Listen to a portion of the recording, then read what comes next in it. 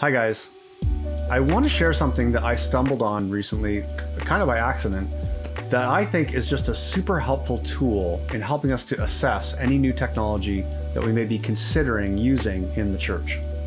So I was recently working with a group of tech artists in a church in my area, and we're going over some of the material that I've been developing to help churches grow in the area of Christ-centered wisdom in our use of and thinking around technology. What do we do with it? How do we think about it? How do we frame it with kind of gospel categories? And about an hour before the class, I decided to pull in some extra materials, some stuff that I've never really covered before, really just to give us some options if we had some extra time. So we had a really great discussion. The group was super engaged. There was lots of thoughtful discussion and feedback, and everyone wanted to keep going when we got to the end. So I decided to pull this in. So this is Marshall McLuhan's Tetrad of Media Effects, or simply put, 4 Laws of Media. So now, if you're not familiar with who Marshall McLuhan is, you may have heard the expression, the medium is the message. So this is probably the axiom that Marshall McLuhan is best known for. So Marshall McLuhan, he was a 20th century philosopher and media theorist, and he was one of the pioneers of a field of study that has now come to be called media ecology.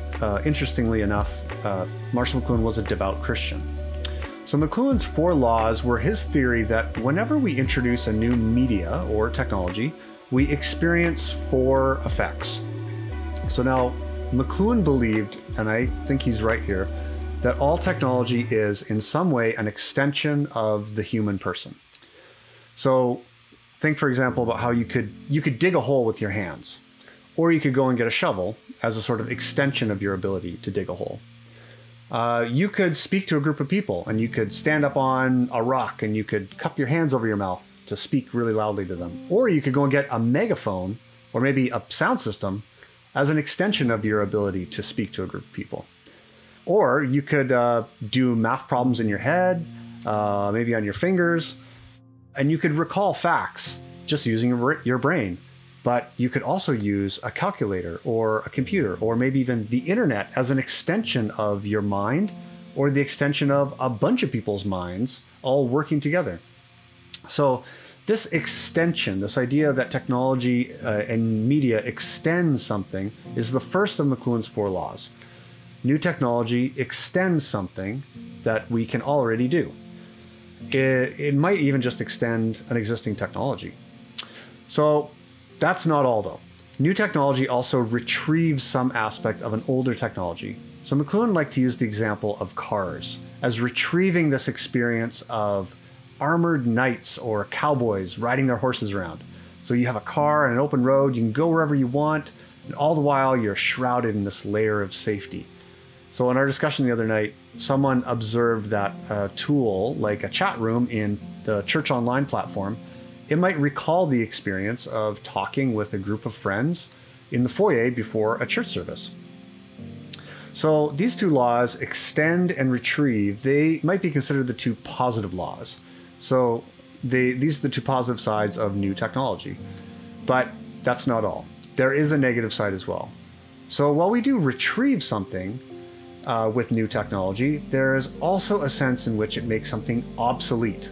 So the telephone, it retrieved our ability to have conversations, but it also made things like the telegraph and letter writing become obsolete.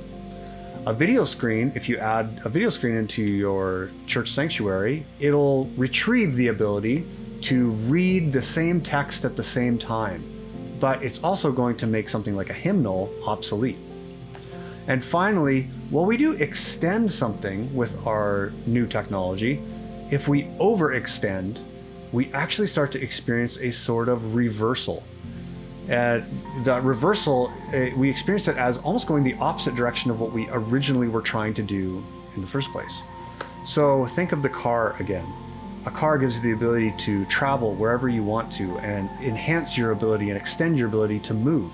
But if we all get in our cars at the same time and hit the road, we're going to experience total gridlock and you can't go anywhere. You can't move at all. Also think about a sound system. So a sound system can extend your ability to hear and to be heard. But if you push it too far, you can cause permanent hearing loss. Or you could simply trivialize something like congregational singing. So these 4 laws: extend, retrieve, obsolete, and reverse. There's 2 positive and there's 2 negative. So I introduced this concept with our group and we had a discussion around this. And we ran a bunch of church technologies, new things that we were considering through this grid. And it was such a helpful conversation. We were making all kinds of connections. And I think the most surprising thing was how some of the technologies that we thought were going to achieve a certain outcome, they might actually be doing the opposite of what we wanted them to do in the first place if we're not careful. So I am adding this exercise to my teaching toolkit from here on out because I think it's just super helpful. But if you're a worship pastor or a tech director or maybe an executive pastor in a church, or maybe you're just somebody who cares about technology and media in the church and that we should be doing a better job with it, I think this would be a really powerful exercise for you to learn and to be able to do with your team. So if you want to see what that looks like in action, I've created a free resource guide that you can download and use for free and get started. So there's a link below that you can follow, and I've made a short video where we're going to walk through a couple of these technologies and take it through these 4 laws in this exercise and just show you what that might look like. There's also some slides that you can use to print out, so for handouts, and a guide for you as a leader if you're facilitating this conversation. So I hope this was helpful to you.